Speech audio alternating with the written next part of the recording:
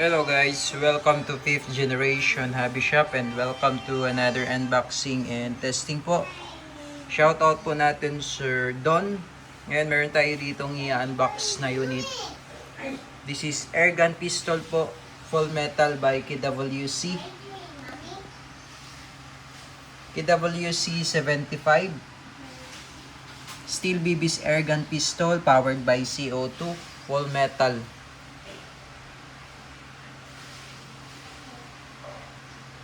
Made in Taiwan po. Airgun pistol chambered in 4.5mm steel ball. So ito po yung kanyang bala. Bulitas po siya. Bulitas ang kanyang bala. Tapos yung kanyang propellant is CO2 powered.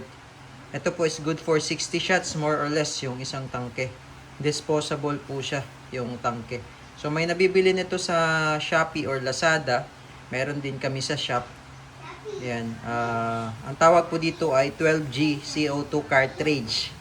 Yun po ang tawag dito. Tapos ito naman po, steel BBs. So advice ko lang, wag po kayong bumili ng steel BBs online sa Lazada or Shopee. Kasi iba yung diameter size. Mas maganda sa gun store, sa air gun store, sa amin. Bumili na ang ganitong bala or bulitas. Ayan, ulitin ko, this is 4.5 in diameter pero sa Shopee, Lazada, magkaiba po yung diameter size. So, nagbabara po yun. Ayan. So, ito po may kasama siyang manual, tsaka yung brochure, product catalog. Ayan, by KWC. So, ito yung model. Ayan. Ang model niya, yung competition yun yung mahaba. Yan, ito yung tactical or yung standard model ng KWC. Yan, full metal. Mabigat talaga siya, mabigat. Yan, meron siyang safety.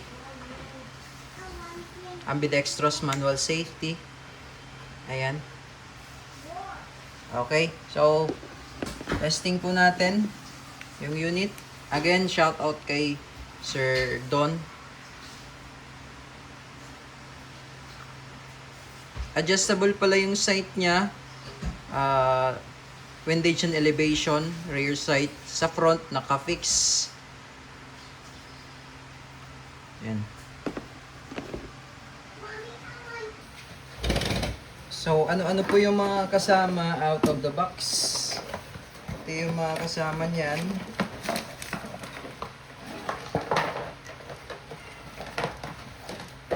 Yung extra na cap. Yung steel BBs, 200 shots, Allen tool. Ito yung magazine niya, CO2 powered. Ayan. Mayroon siyang cap pa na isa, so bali may extra siya. Ayan, tapos ngayon lalagyan natin siya ng CO2.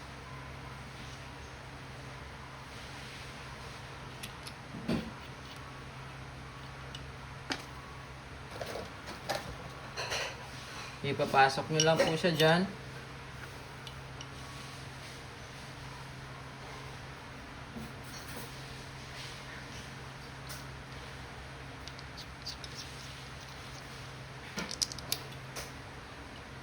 Then, hihigpitan nyo lang po.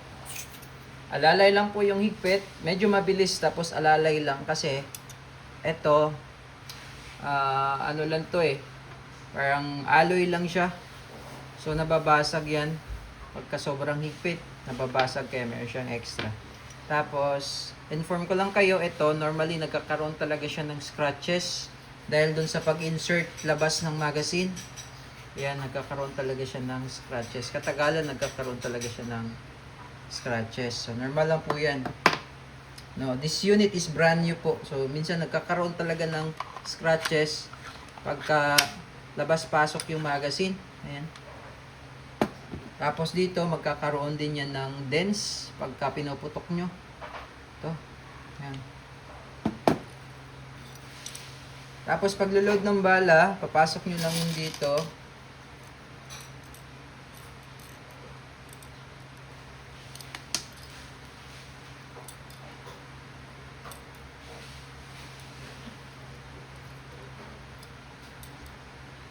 Ayan. So, bali ang capacity niya ay 18.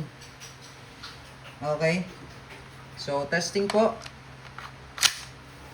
PWC 75 standard or tactical version airgun pistol. Okay, testing po. PWC 75 airgun pistol.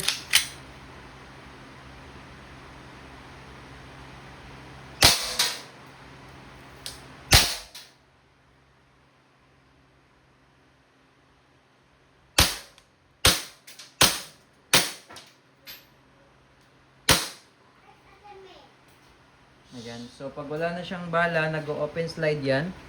Release the magazine muna. Baba mo lang to or pwede mong hatakin, then release. Ay, sorry, baba pala.